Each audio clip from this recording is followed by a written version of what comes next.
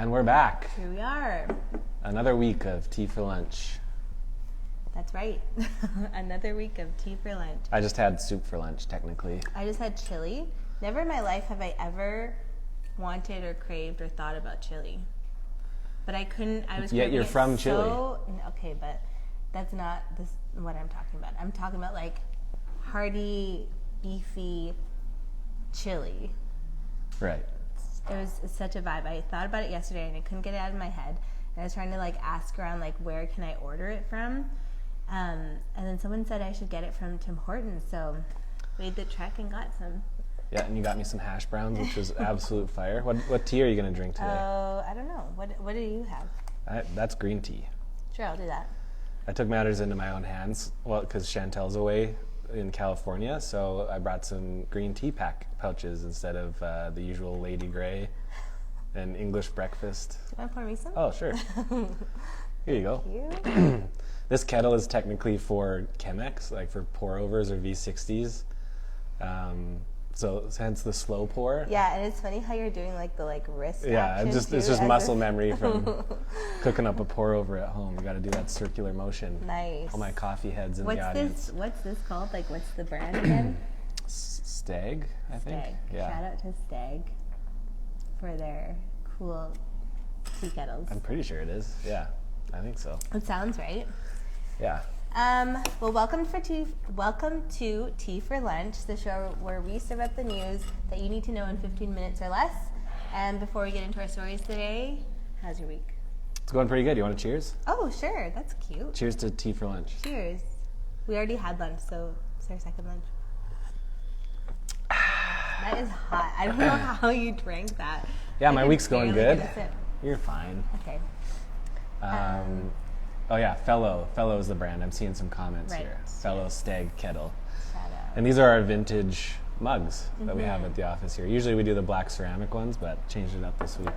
But yeah, how's my week going? It's going pretty good. Fantasy sports are over, like I mentioned last week, so I don't know how many times I've just like ghost opened the app thinking I needed to check something, and then just closed it in like a defeated kind of sad vibe. But I have been going to Reddit and just looking at some of the Dynasty fantasy sports threads, so that's been holding me over. But I've also been binging Formula One. Yeah, you have. I'm now caught up, so I'm in the 4th season, which is the current season. And anyone who hasn't watched the Formula One show on Netflix, you got to get on it. It's the drama we all need. It's pretty good. Yeah. I felt like it took me for a ride, that one episode where he got into a crash. Spoiler to anyone who's not seen it. But he got into a crash and like all the flames went Yeah, up. Grosjean got in a crash. Oh, I was so emotional in that episode, and Yeah. I half watch every episode with him. Like I don't really pay attention. I'm usually on my phone. And that episode had me on the edge of my seat.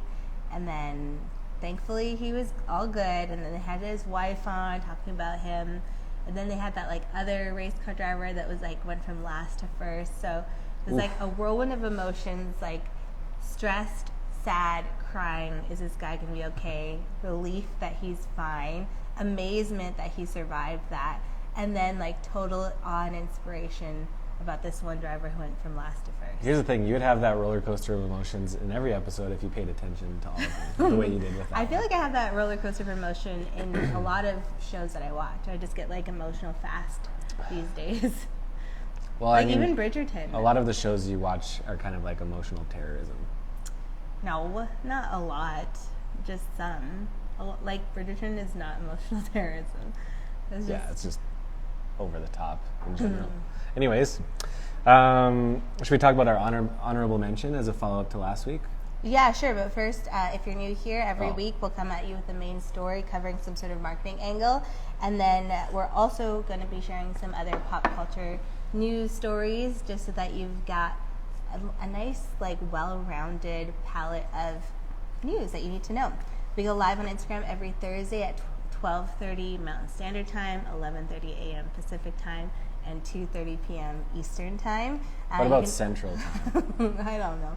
And then you can also listen to the replay on Apple Podcasts or Spotify or wherever else you listen to podcasts. catch it tomorrow. Yeah, so let's talk about Elon Musk. Yeah, so last week we talked about how Elon had bought, I think it was like 9% share in Which Twitter. is the majority shareholder. Yeah, he's the biggest shareholder in Twitter. The plan was for him to join the board at Twitter and start to like contribute to the decisions that they're making, and a big part of that was him hoping that they'd add an edit button, which we had some dialogue on last week. Which the CEO said that they would.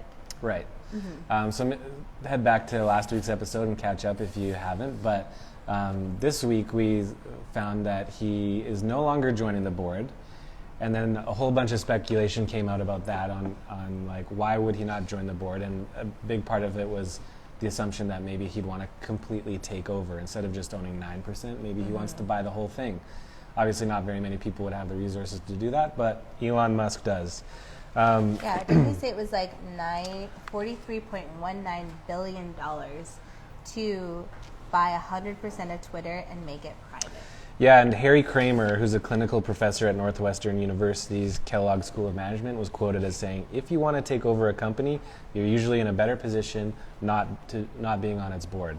So then literally in the last like 24 to 48 hours, it was announced that Elon has every intention of buying Twitter outright for $43.19 billion, 100% share, and that's based on a recent SEC filing.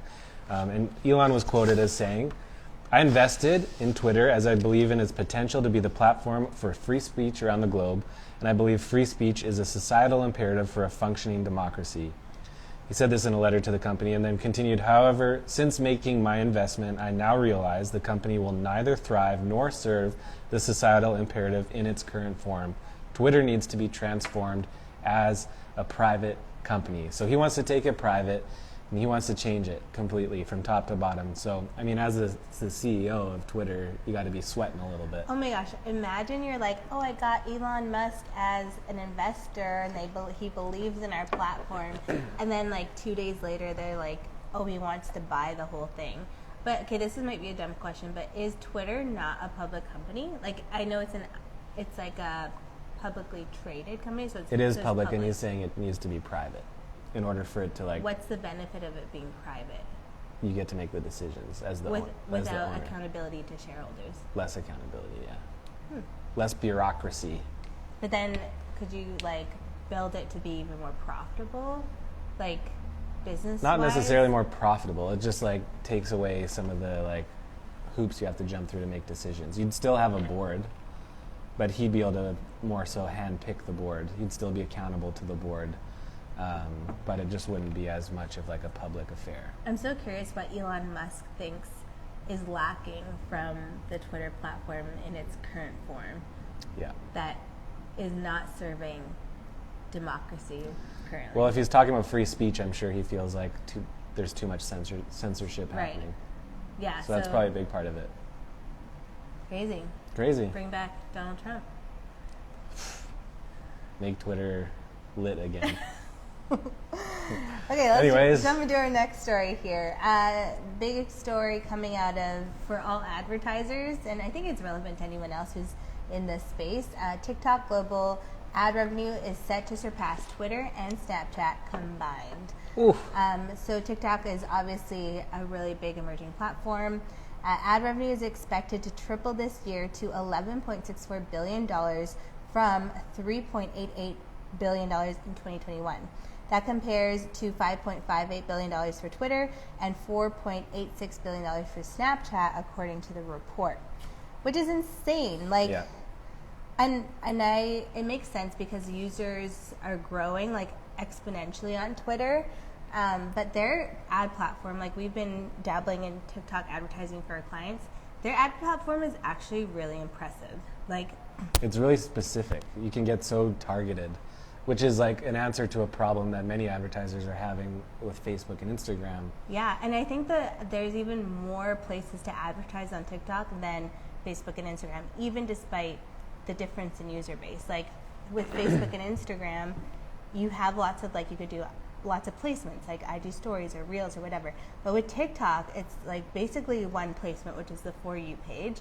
But because it moves so much faster, your ad has way more visibility, cost per views is way lower. Like everything is cheaper and more efficient because people are using the platform for longer, and they're going through more content, so you have more chances of being seen. Well, like, it's not the same for Instagram, where like people aren't spending as much time on the app and consuming as much content as they are on TikTok. Yeah, and I think also TikTok users don't have the expectation that all of the content in their feed is going to be from the people they're following. Where on Instagram, people were trained early on that if you follow people, you're going to see their content. Right. It's not like that on TikTok. We all expect to see content from people we don't know because it's content that TikTok tells us we want to see. Yeah, and we're like open to the algorithm because we trust the algorithm, unlike our trust with Instagram. Yeah. So I think it's really interesting. I'm excited to see that evolve, and I'm also impressed that like there's so much ad revenue coming in for Snapchat, like less than Twitter, but like I don't know. I haven't been on Snapchat. I've heard good things about Snapchat. We haven't really used it much for advertising for our clients, but from other people that do use it, especially for specific audiences, it apparently performs pretty well, and cost per acquisition is lower than Facebook and Instagram typically. I wonder who uses Snapchat now. Like, is I think a lot of people. Mostly kids? No, I think there's adults on there too, for sure. Not our age adults. Yeah, younger older adults. even. Older? Yeah.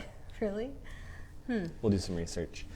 But the other interesting thing about TikTok and their approach to social commerce outside of just purely their ad platform is also just how integrated creators are and how they match up creators with businesses so that it almost feels like advertising is more organic and personal. That's true. There's a creator marketplace that exists on TikTok, and as an advertiser, you can like go and pitch campaigns to creators and like see their stats straight from TikTok, and then like or you could do like an open casting, and then creators could pitch themselves and include the budget and stuff. Like if that existed for Instagram, if Instagram like created that, like that would be so cool. I mean, it would put a lot of like agency platforms like out of business, but it's pretty cool that you can access all that if you're wanting to advertise on TikTok. Yeah, which is also a way you can kind of get around, like business accounts on TikTok don't get the same access to like music and trending sounds that personal or creator accounts do. So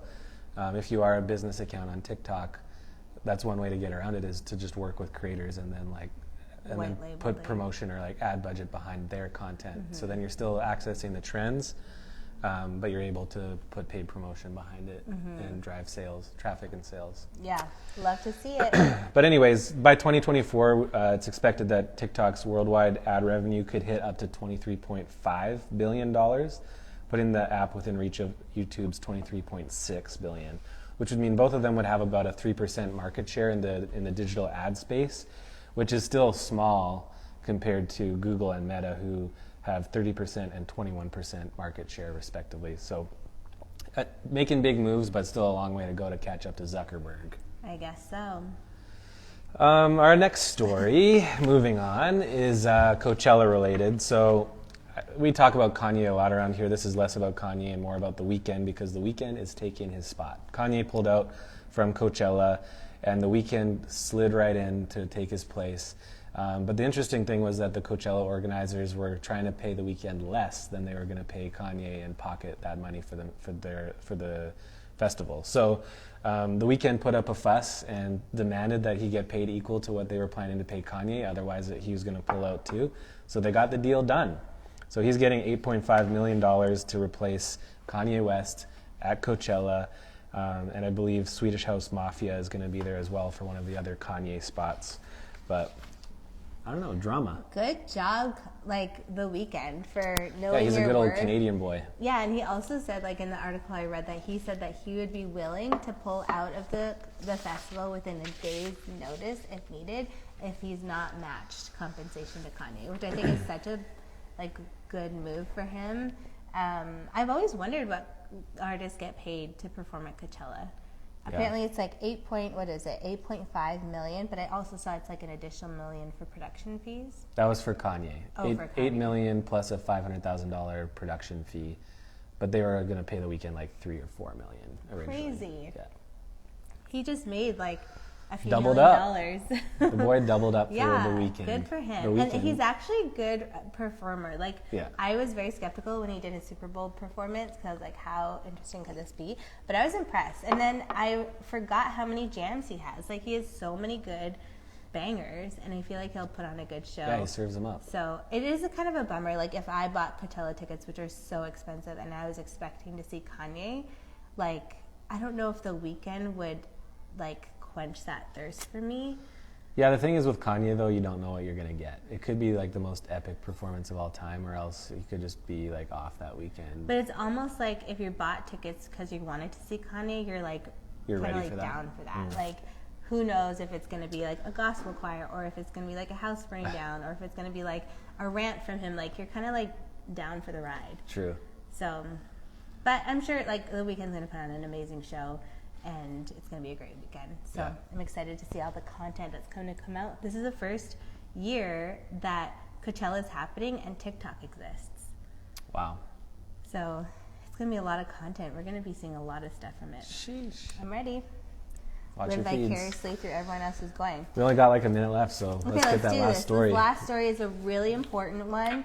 Rihanna is on the cover of Vogue, the May issue of American Vogue. What a queen. And she looks like just so stunning. We need to have a moment of silence for her because she's just such a queen, and with her huge pregnant belly and like all this couture. And she was photographed by Annie Leibovitz, which is like an iconic photographer, and she did like this really beautiful interview, and there's lots of like video behind the scene, and she just like is out here setting unrealistic expectations for how women who are pregnant should be dressing, which I'm not mad about. I will never throw shade at Rihanna. I just think she does everything flawlessly, and I just love to see it. I mean, I'll be honest, and some of the outfits I've seen her wear while pregnant, I'm like, Mitzi could pull that off. No, get out of here. I think we should do a photo shoot. And wear what she wore? Some of them. Maybe not all of them. I don't think so. No, not all of them. There's literally like, she went to like, I think it was like Fashion Week in, I think maybe Paris or something, where she was like literally just in like lingerie. You could pull that off. No, Let's go. Never do that. But it's a beautiful interview. You should check it out. And I just love that she's on the cover of the May issue, which is also the Met issue. So I feel like she's going to show up to the Met in like a bomb, beautiful outfit. And it's just going to be a great moment for all of us to be able to witness it. I just am still so stoked that she's with A$AP Rocky. Yeah, he's a cool dude. Yeah, and I mean, she's doing great on her own, rocking up in these outfits, but then when they show up together, it's just that icing on the cake. Yeah, they just seem like a good match. They seem like they're homies, too. Yeah. They showed up to, I think it was Paris Fashion Week, and he was carrying this huge bag, and people were speculating that it was their, like, go bag for if she started... Okay, that is her such labor. a stretch, as if. Like, I think I Hey, know I didn't come up with this. It's like, I'm no. just... Don't kill the messenger. Like, she just has, like, a robe in there and, like, her, like, maternity, like, underwear, like, diapers. Yeah, right. All right, cool. But I think they're cute together, and I'm excited to see them at the Met. Yeah, Gala. me too. Well, Now that we've wet your palate, go eat something more substantial. thanks for watching. Top right.